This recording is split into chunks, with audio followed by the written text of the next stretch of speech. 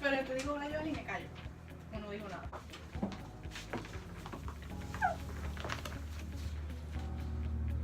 Hola Joeli.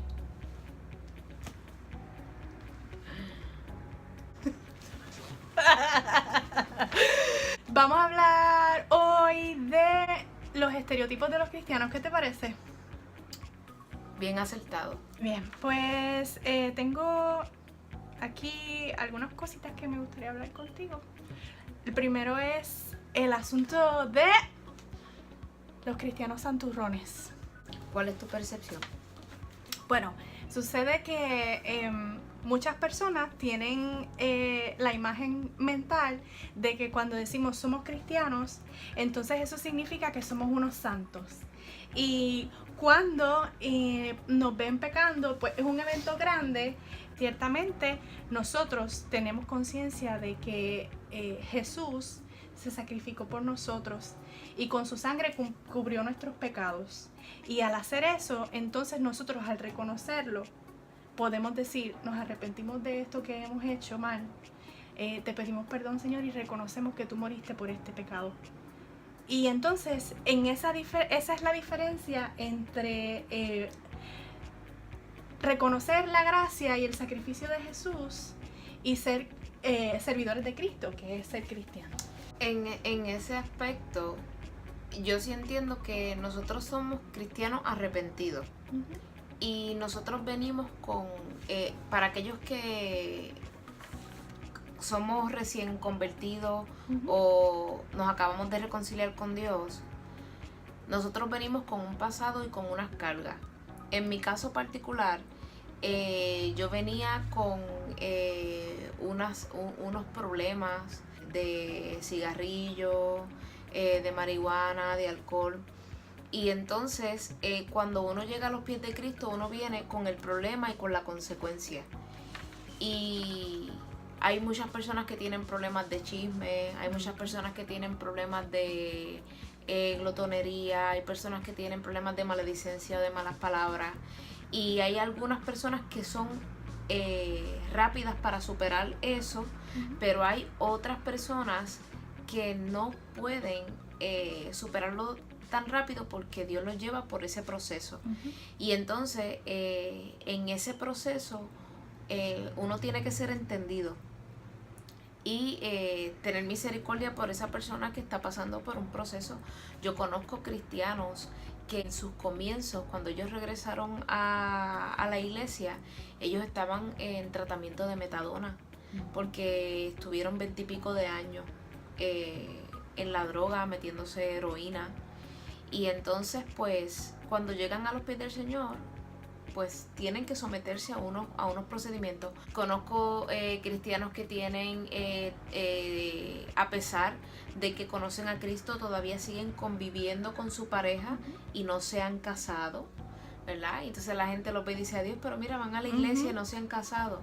Bueno, porque en el proceso nosotros oramos por ellos, pero en el proceso Dios los va guiando y tú vas a ver que eventualmente cada persona va a llegar a la estatura del varón perfecto que es Jesús.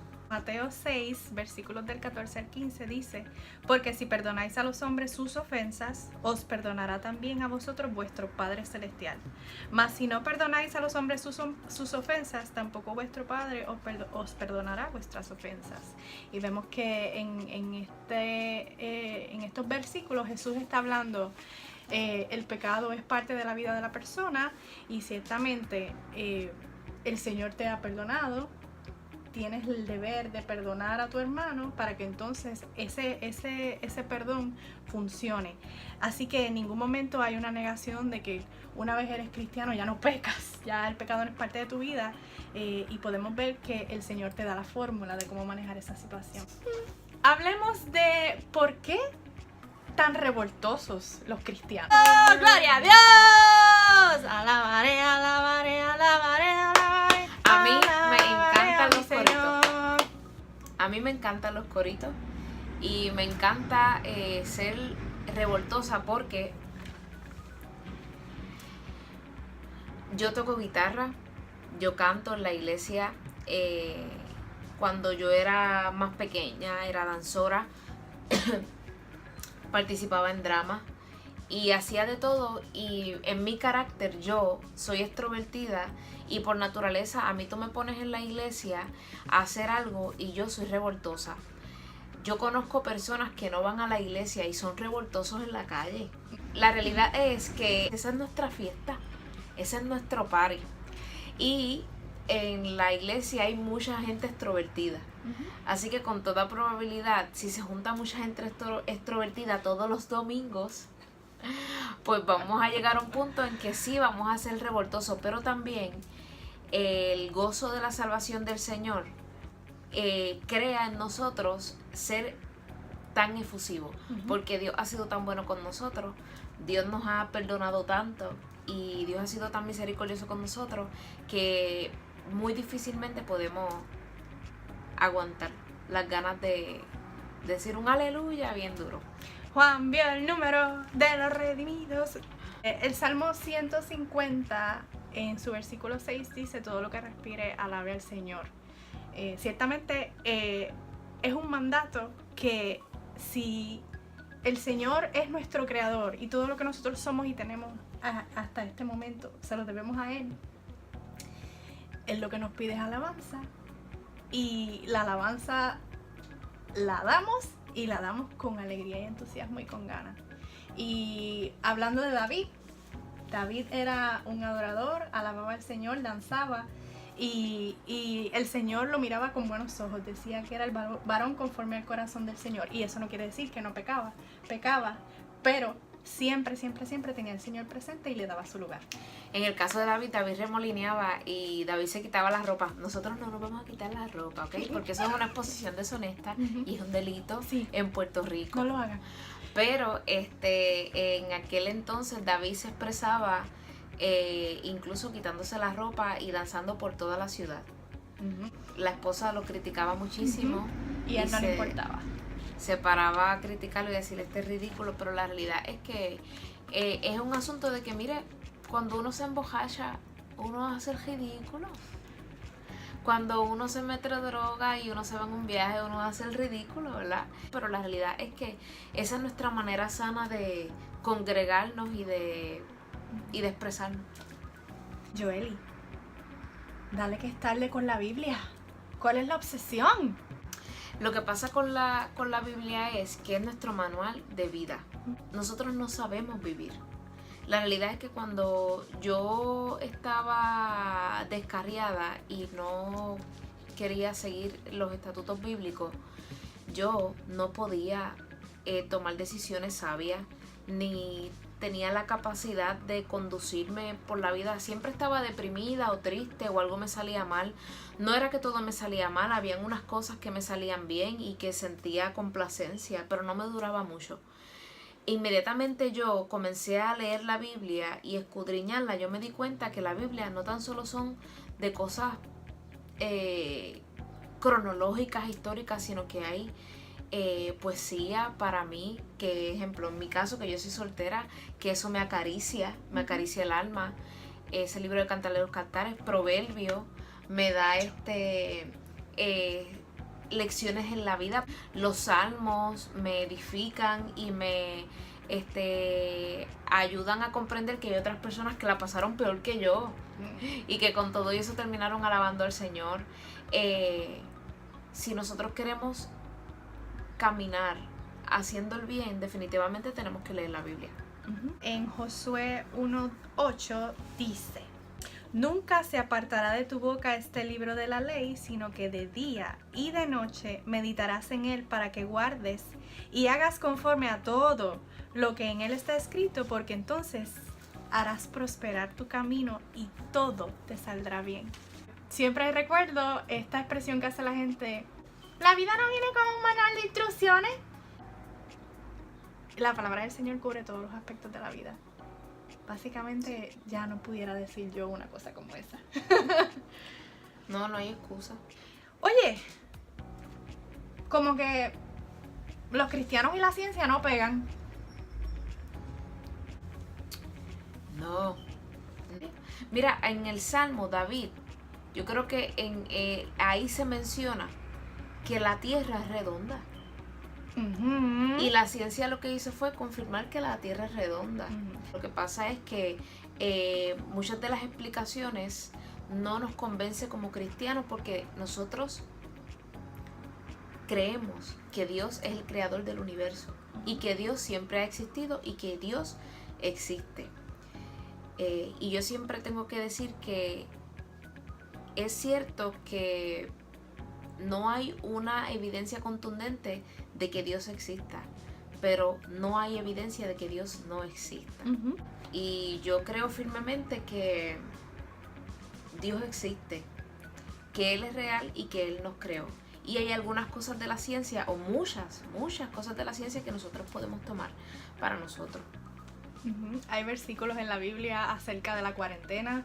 Hay versículos en la Biblia acerca de que la vida del ser humano se encuentra en la sangre, y entonces sabemos, ¿verdad?, que no fue hasta muchos años después que se descubrió que tomando una muestra de sangre entonces tú podías conocer cuáles eran las enfermedades que tenía esa persona y todas esas cosas. La palabra del Señor en 1 Corintios 3:18 dice que nadie se engañe.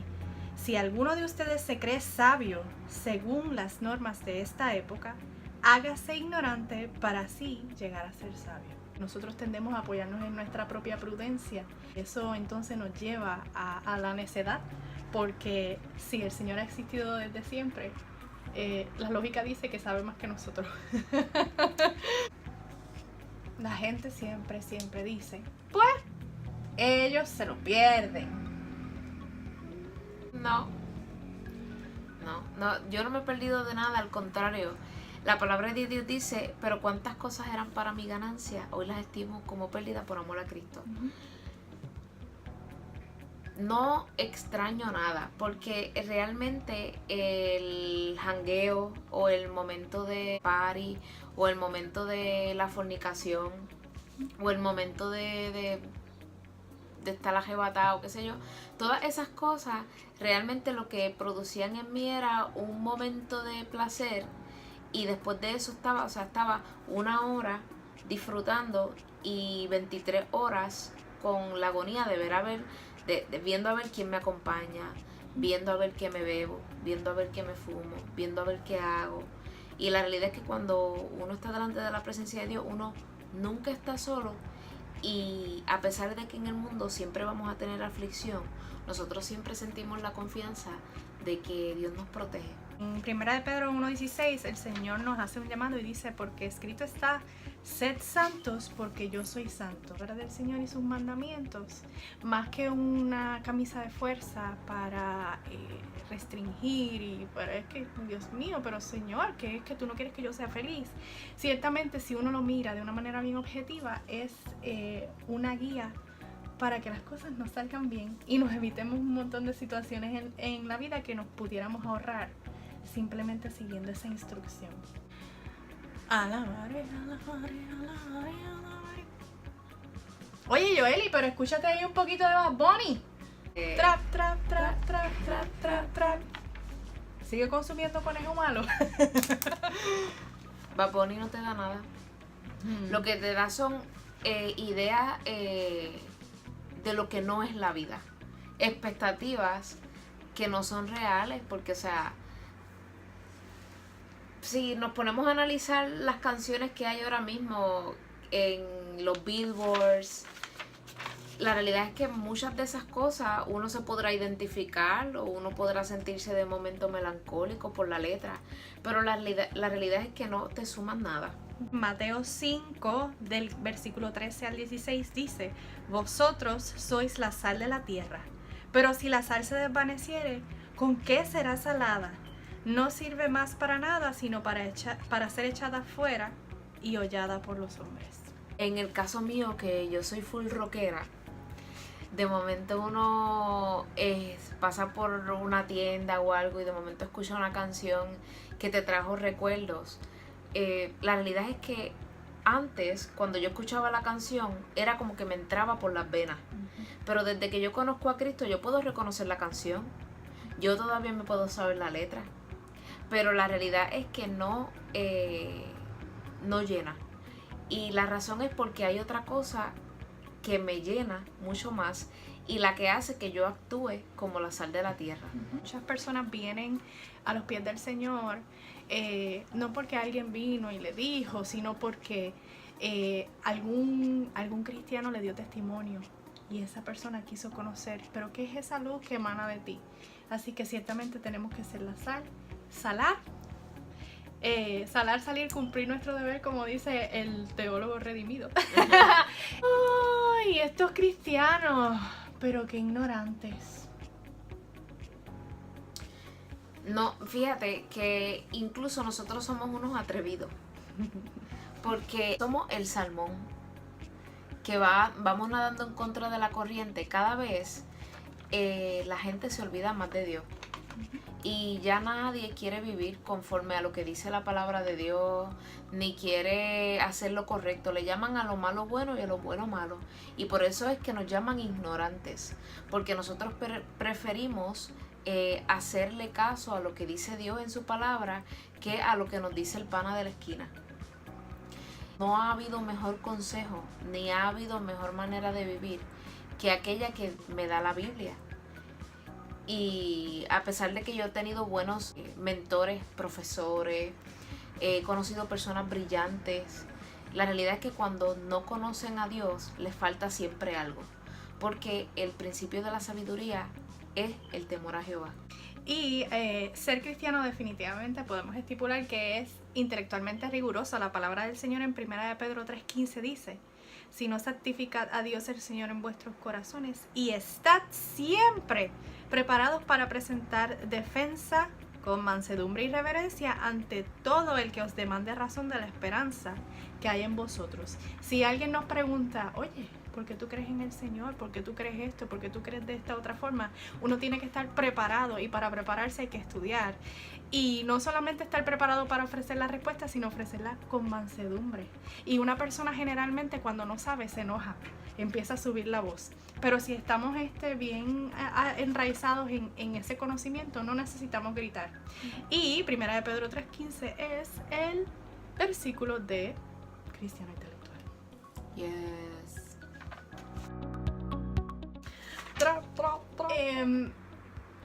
¿Por qué la gente, por qué el cristiano? Déjame empezar otra vez.